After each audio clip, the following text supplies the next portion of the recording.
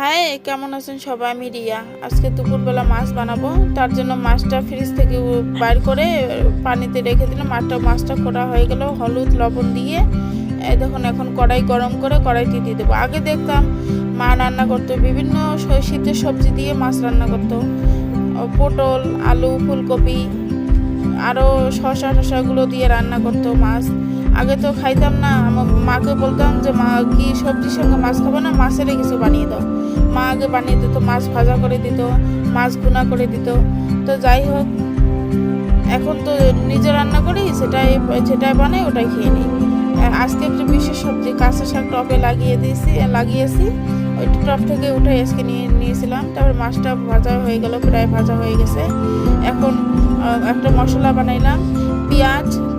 পেঁয়াজ, সর্ষা, তারপরে কাঁচা লঙ্কা, জিরা, গোটাল জিরা, ওগুলো মিক্সিতে গ্রেন্ড করে নিব। মিক্সিতে গ্রেন্ড করা হয়ে গেছে। এখন মশলাটা ঘুরিয়ে নিলাম। তারপরে একটা একটা করে সবজি দিয়ে দিলাম। আলু, টমেটো কড়াইতে দিয়ে দিলাম। ওটা হওয়ার পরে একটু নরম হওয়ার পরে পানি নরম হওয়ার জন্য একটু পানি দিয়ে দিয়েছি। দেখো নরম হওয়ার পরে শাকটা দিয়ে দেবো।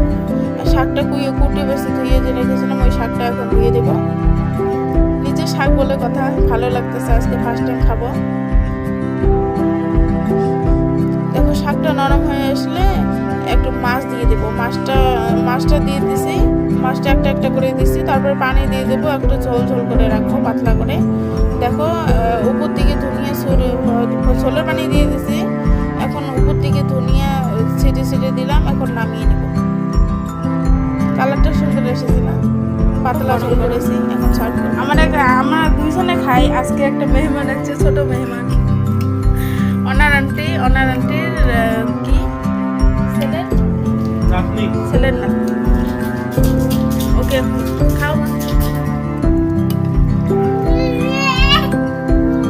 খেয়ে দেখো তো কেমন হয়েছে।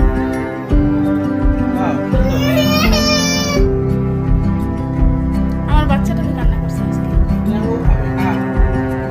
ওকে খাওয়া একটু দেখো। সবাই ভালো থাকবেন। আসসালামু আলাইকুম। কেমন হয়েছে কমেন্ট